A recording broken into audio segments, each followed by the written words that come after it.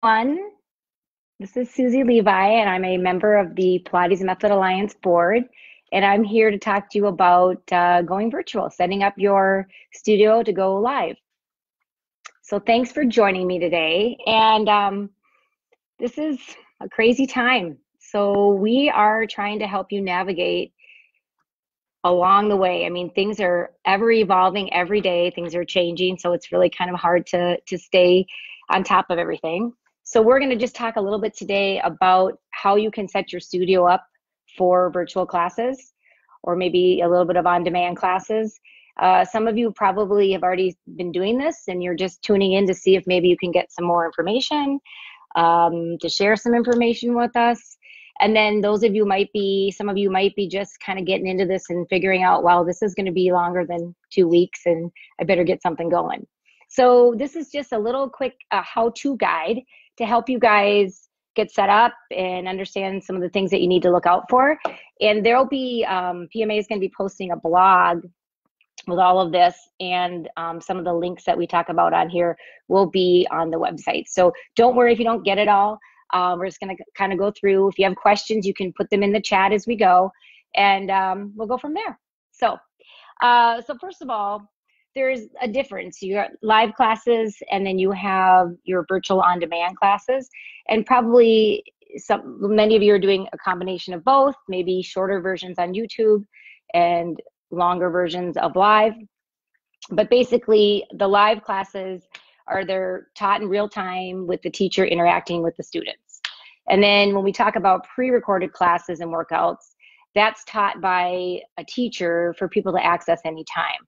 So this is a great option to supplement your live training. So if you want to have people do a 5-minute segment and repeat it over and over again, or you want them to have something to do at home, you know, things are crazy. Everyone's at home. So it's hard to maybe sit on the computer and do an hour workout, right? So 40 minutes, 30 minutes, 5, 10, whatever. So pre-recorded is good for that. So there's a lot to think about. I see a video coming on now. I see there's somebody here from Maui. Aloha.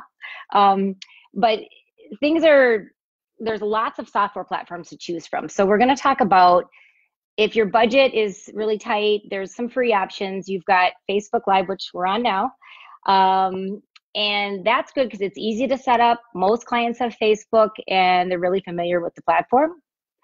The cons on that, it's impossible to track who attends your class. So you can't say how many people were there, who was there. It doesn't integrate with a customer resource management like a MindBody or anything like that. You can't see your clients. So like right now I'm talking to you and I can see you guys all hanging out in the chat there, but I can't see your face. So, and anyone can join. So if you're trying to make some revenue on this, makes it more difficult to track that and manage that. There's also something called Google Hangout, which if you have kids, you probably are seeing that a lot of them are doing that with their school. And that's easy to set up.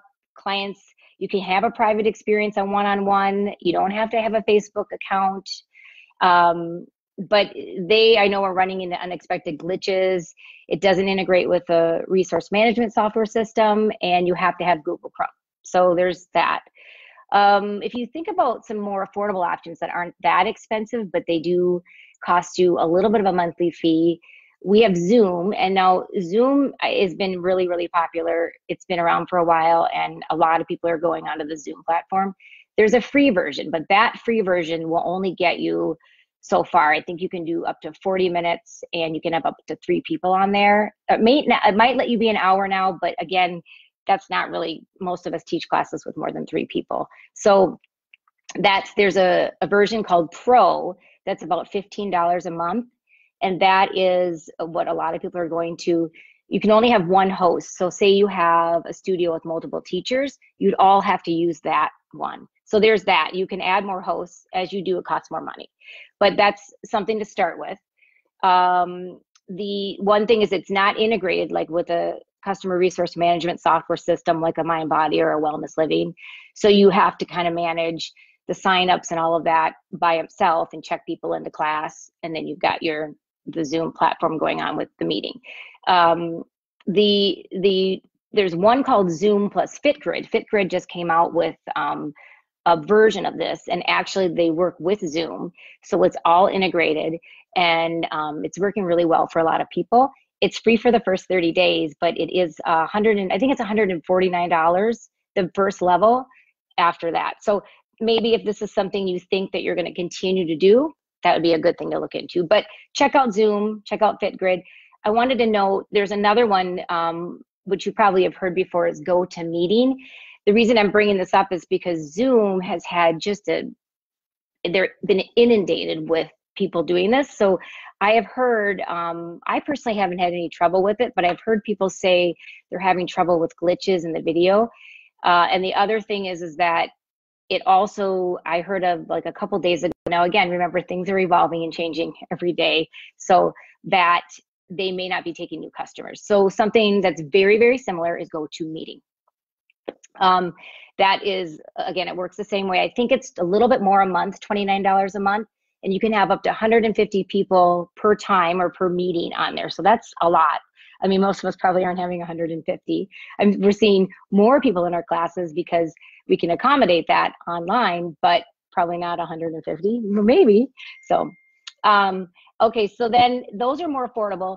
Then you get into these advanced options, and I'm not going to spend a lot of time on them because probably most of you are just getting in here because you're trying to figure out, what do I do? How do I keep my clients engaged? How do I keep the communication going? How do I stay connected? So, but I'm just going to mention them. There's Kajabi, which is great because it's all in one. So you get the landing page, the checkout page, you get the course hosting. This would be something if you were doing teacher training on it and you wanted to have a little combination of on-demand and live videos. That's something to think about. And then you probably have heard of NamaStream, some of you. And that, again, is the same thing. That's really built for studios, and you can have 15 teachers on one plan. And that's about $125 a month. So that's pretty affordable if you think of it that way, having everyone with their own setup. Because back to, if you're doing Zoom and you only have one host and you're sharing it, let's just say you have classes close in time to each other. So the 8:30 class teacher has to be off so the 9:45 teacher can come on, and they have to log off or end their session. And we've had this happen where someone forgets to end their session and they leave instead of ending it. So there's little things like that can happen. But so those are your technology software platform options. You know, again, you don't have to memorize all this because we're going to try to give you a pretty good outline of everything that we're talking about here. But now thinking about technology, a lot of us are not really videographers. We're not really used to this. We know how to get up in front of people and talk to people, but the technology can be scary, right? So simply, again, an affordable and simple setup is your laptop with a webcam or a tablet. Some people even use their smartphone. It's great to have a wireless microphone. I know a lot of your computers have built-in microphones, but we have found that if you have, like earpods or something like that, it helps the background noise. And especially if you're teaching and you've muted your participants, but any noise behind you or going on, or even your breathing, they can hear that. So you want to have a wireless microphone. And then if you're using your phone, there's those little tripods. Those are really great to set it up right. So that's just a very simple way to set yourself up. You want to make sure your lighting is appropriate. One thing that I learned is when you're filming, you want to have the camera needs to be between you and the light source. So for example, I'm talking to you now. On the other side of this camera, I have a window, and that would be the camera between me and the light source. So you want to make sure so it doesn't glare. And the other thing is you want to think about clothing too. When you have your lighting coming at you, you want to make sure you're wearing solid colors and not crazy things that distract people and cause shadows. The other thing is a nice thing to have, which is really inexpensive. It's called a softbox light kit.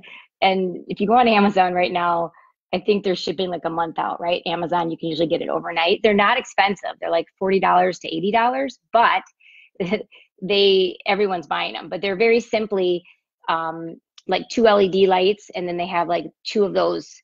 They kind of look like little umbrellas or look little square rectangle light things, and they come up on tripods. So if you have bad lighting at your house, because most of us are probably doing this from our house now, or if we're on house stay-at-home orders, or if you are still at your studio, you might have issues with lighting because you didn't set your studio up to be a filming place. So that's something to look into.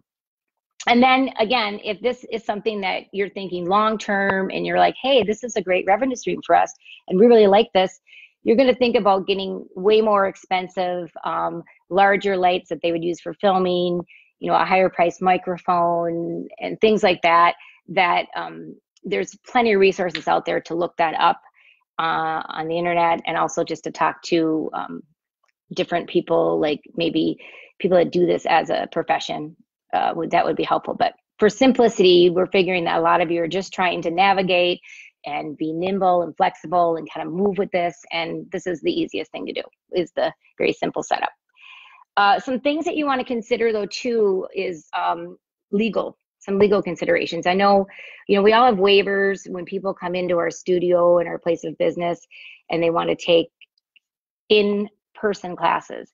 But you do need to take a look at your waivers and make sure that you have verbiage in there that now accommodates this online arena.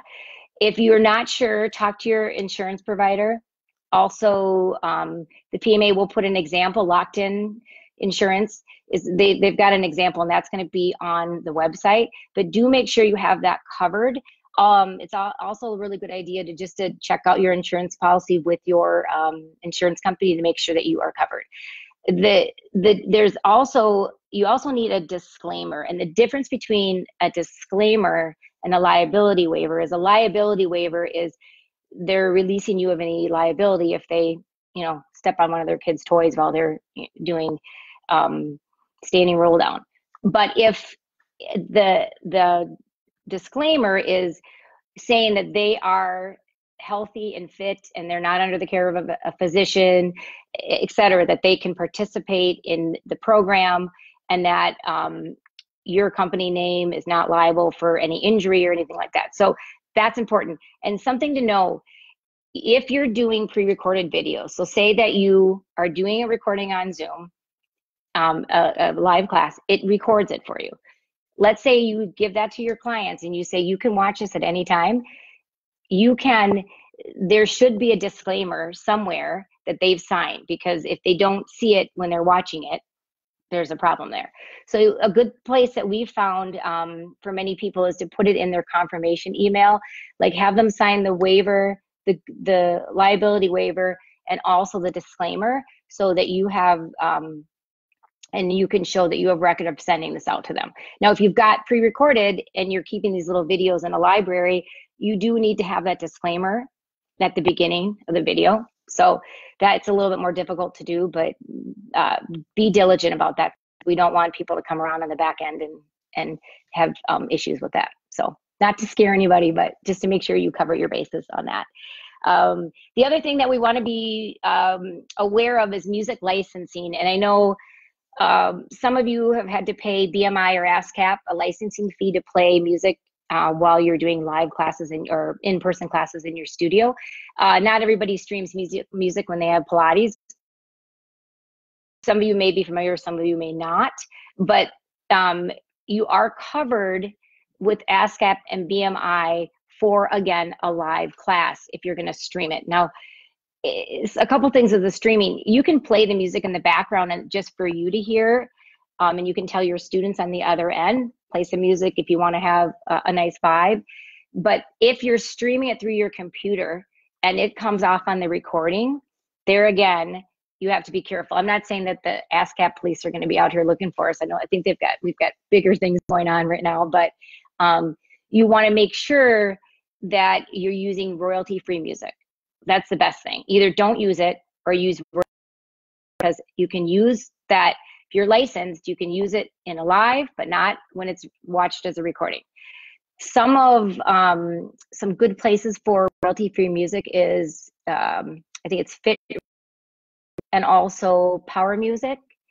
And if you just Google royalty-free music, you can find it, but I would stick to that or just don't use it at all to stay away from that. Okay, I'm just looking to see if there's any questions that are coming up here that have anything to do with that. We're good right now. Okay, keep if you got some questions. Hi, I see Elaine from Chicago and Kathy from Milwaukee and Caitlin from Columbia. Everybody from all over. Okay, so let's talk about setting up your schedule. So how many classes are you going to offer? Should this be every day? Those kinds of things. It's best to think about maybe a couple, 2 to 4 classes a day. It seems to be manageable, and spacing them out through the day, just like you would in your studio. Consider when you're doing this, the length. Like I said before, not everybody now, we've got a lot of distractions. We've got, kids taking school from the house. We've got maybe our spouse or a significant other or somebody working. We're trying to, teach Pilates classes. So there's a lot of things going on in the house, and there's distractions. Maybe they're working out right next to their kitchen, right? And then they say, oh my gosh, I'm hungry or something. So it's really good to keep them a little shorter. We have found that maybe if you normally have a 45-minute mat class, maybe it's 35 minutes. Also too, it's nice to have that extra time.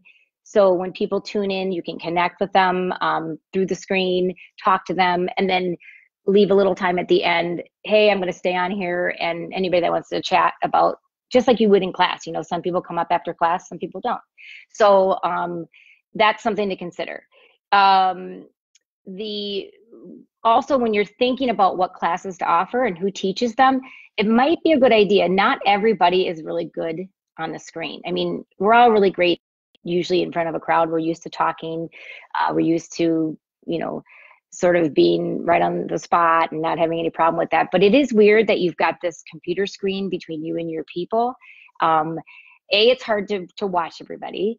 The cues have to be super clear. And so maybe consider your teachers that, that you feel are most comfortable working with technology and managing a class, and looking at that. Another thing to consider is like, who are the teachers that do well in the studio are the ones you're going to want to put on the screen, most likely. And another thing is to stick to your current schedule. Like this, we have found that it's been really good for a community to stick, like, okay, you have a 6 a.m. Mat class or a 6 a.m. apparatus class. Keep it 6 a.m. and you're probably going to get those same people. Now, maybe you go a little later because people don't have to get showered and get out of the house like we all used to. Maybe you make it 7, but keep it kind of close. And if you do that, it helps them keep their routine, and it keeps the community. So kind of it kills 2 birds with 1 stone. So, and then if you're thinking about adding more offerings, this is going really well, let's add some more classes, then I would consider the same thing about, like, look at your capacity and how many people are attending, and I would pick the classes that have the most attendance with that particular instructor, and maybe take that instructor and put them on some more classes. So these are just some suggestions. It's basically, your people, your community and what they want, but this has been working well for many people that I've been talking to, and I've been doing it at my studio, and it's working really well to do it with these suggestions. Okay, so let's talk about pricing. So this has kind of been, right, a little bit of a sticky thing. Where some places are offering classes for free just to, keep their people engaged and coming to them. But, free is hard, because then maybe in a month or two, you got to pay the rent, you have to pay your instructors, all of that. So thinking if you have memberships, something to consider would be to keep people keeping their membership, have a price option that's just for them, it's free, they can take any class they want. So then if you've got other people that are on class packages, maybe there's a couple of things to think about. You can do single class packs instead of like 4 and 8, so you don't get stuck at the end of this when it all comes around and people are coming back in live in your studio that, oh, I have a virtual pass. Maybe make a package of passes that's just virtual and make them singles so they don't purchase too many and then you don't know what to do with them. Those people, maybe you could charge a little less. Let's just say okay, there's a couple scenarios. Some people have clients that have large apparatus in their house, or they've rented. Another creative thing they've been doing is they rent them out. So now people have chairs, barrels. Some people even have reformers. So then, when you're teaching an apparatus class, it's typically more. So maybe you could charge your normal price for that. But let's say you're teaching a bunch of apparatus clientele on the mat, and you're not using a whole lot of equipment because people don't really have that stuff at home, then maybe you might charge a little bit less. And also consider like a senior option, a senior and a student price, just like you would in your studio. So it's accessible for everybody. The main point here is the more you can keep capturing some revenue, that's going to be better for you in the end to be able to have sustainability. And then when you're thinking of like if you're doing virtual one-on-one training, the pricing there is probably fine to maybe try to use their sessions they already have, because you're giving them this one-on-one back and forth private attention like you always do. And typically you wouldn't be doing the class and demonstrating, you'd be telling them what to do and you'd be watching them and your eyes would be on them. So it would be similar. Obviously there's just this screen in the way, but okay. So then we get into talking about another thing to consider is setting, right? A lot of people are not used to doing computers, they're not used to finding links, and it gets stressful if you're trying to start a class and you're getting all these text messages, where's the link, what's going on? It can be hard. So a really good idea is to just get a how-to instruction sheet out. And you send them an email, you give them everything they need to know, how to access the platform you're using, and take screenshots, take pictures so they can kind of follow along on the little email. And how do you purchase passes? How do you sign up? And then in that email, put your online waiver in there. Put the disclaimer in there, just so they see it many times. Ask them to sign the waiver. What we did was we had it in a Google Doc. So it's just right in there. They'd open it, they sign it, and then boom, we've got it for later. So no work at all to integrate it. We just have it if we need it when the time comes. And then they'll get a confirmation email, right? Normally you probably send out confirmation emails. In that confirmation email, explain to them in that email, they will be getting a confirmation email with the link in there so they can access it. So this all sounds really great, right? Oh, this is awesome. I tell them how to do it. Great. Well, we have found that people, there's so much information out there for people right now. There's a lot of stress. There's a lot of anxiety, and it's so much. So we decided to take you can set your classes up as recurring typically, and we just take the links. We made a PDF and we posted it on the Facebook member page. We posted it on our website in a password protected, just because for the members. And then we also sent it out. So the more you can get the links in front of them, the better. The less work it'll be for you on the other end if you're either managing classes that people are trying to get into, or you're the teacher and they're trying to get into your class and they're texting you. So you can focus on teaching, right? The main important thing is to teach Pilates. So that's something to think about. And then everything that you told them in this how-to, get it on all of your avenues of communication. If you have Facebook, Instagram, anything, your newsletter, keep it going, repeat it over and over again. I can't remember, what is it? How many times do we have to see something before we like notice it? But it's a lot, right? I think it's like 3 or 4 or something like that. So you make sure that you just keep sending the same information over and over again. And then another sticky thing is staff compensation. It's again, everyone's going to do different things in this time. This is like no other time. So we can't say, oh, 10 years ago we did this. This is something that's new territory for all of us. We're all just trying to figure it out. So consider a couple things.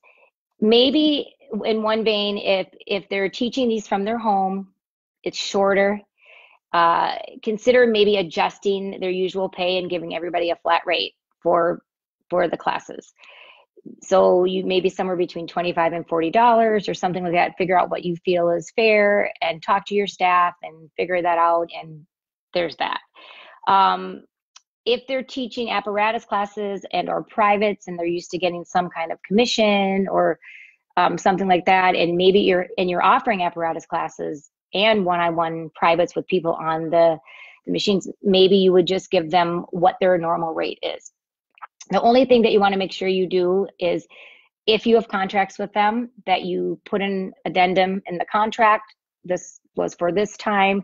So you make sure that it's clear, and also make sure that you as the studio owner is covered, or you as the head manager or whatever, that you've done your due diligence to make sure that you've done taken the right steps to do this above board and professionally.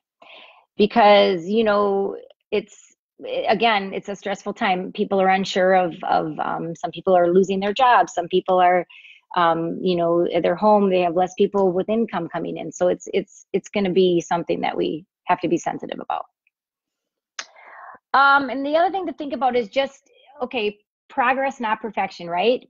It's most studios, most of us, this is just a temporary solution to keep our communities going, keep people moving. And that's, you know, number one for their health, right? Movement is health, just like Joe said. So we got to think of this is we're all learning. And like I said, things are changing, things are evolving. So you're moving forward. That's it.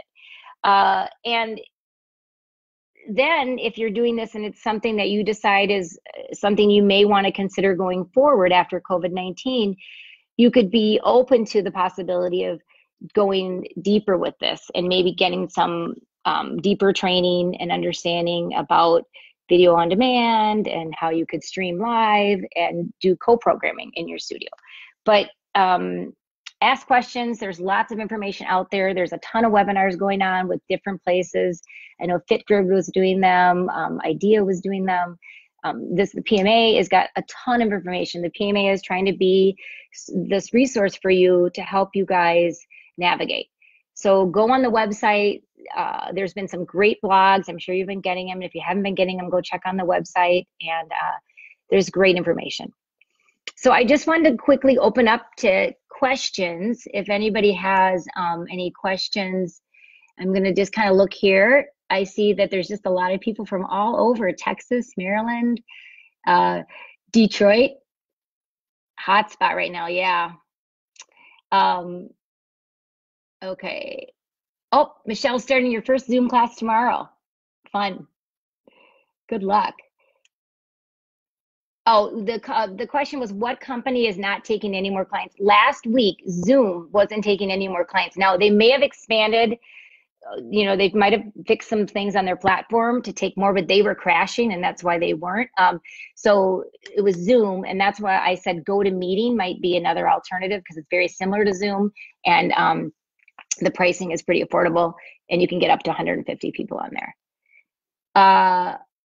Oh, the advanced. So Amanda wanted to know what was the first service about advanced options. So this one is not as well known.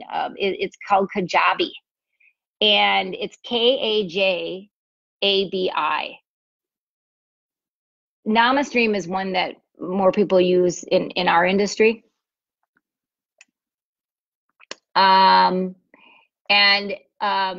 Yes, Laura Lee said, and I'll tell you all of this, that there's a free guide that the PMA offers that covers all the topics on this Facebook Live. So that's so awesome. And hi, John.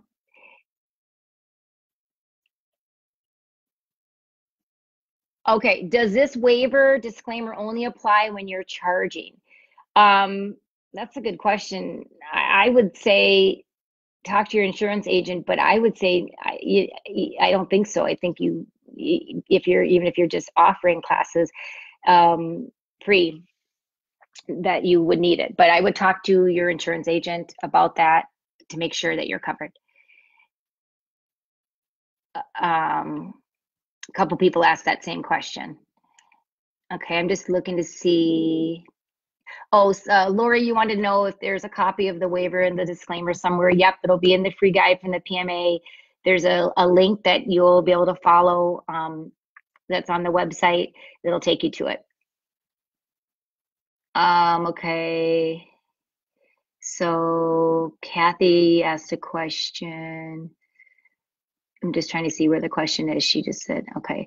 Yep, Laura Lee and Lolo will put the links in. Okay. Oh, Teresa asked about liability issues about loaning, renting props, and small equipment. That's a good question. So, Teresa, again, I would check about that and to make sure that you maybe put that in your waiver that you're just to cover yourself on that, but check with your, but that is a good question. Okay, so Flor Mayas asked, what do we think about keeping classes in a Facebook group that they can take when they want? The thing with the Facebook group is it's anybody can jump in there. So it would be, you know, if I didn't go to your studio, I could jump in, and it's hard to track who's in and out of there. Things like that. I mean, it's a personal decision on how you want to do all of this, but that would be my response to that. Let me just going to go up here and see if we have any more questions. So fun to have all you guys on here. This is great. Hope you are taking care of yourself and doing lots of breathing and really getting what you need. Okay, let's see. I think that's pretty much all of the questions. Okay, somebody said, I'm concerned about Facebook. That's why I'm doing Zoom. So, oh, so one more question I see that someone just threw in here. As an employee, not a studio owner, what sites, apps are recommended to record your own pay-per-view class videos? That's a good question. I would probably, I don't feel like I'm qualified to answer that. I would say I would check with Vimeo. I would check with NamaStream. I would Google that one because I'm not sure but that is a good question, right? Because as a Pilates teacher, if you're trying to get your content out there, that's a thing to consider. Okay, I think that's all of the questions that have popped up here. Again, I want to say thanks for tuning in. Keep looking to the PMA. We've got tons of resources for you, and that's what we want to do. We want to help you guys navigate and feel supported. So all of this information will be on the website, and luck, peace, and knowing that on the other, we'll all end up coming out on the other end and be good. So take care and have a great weekend.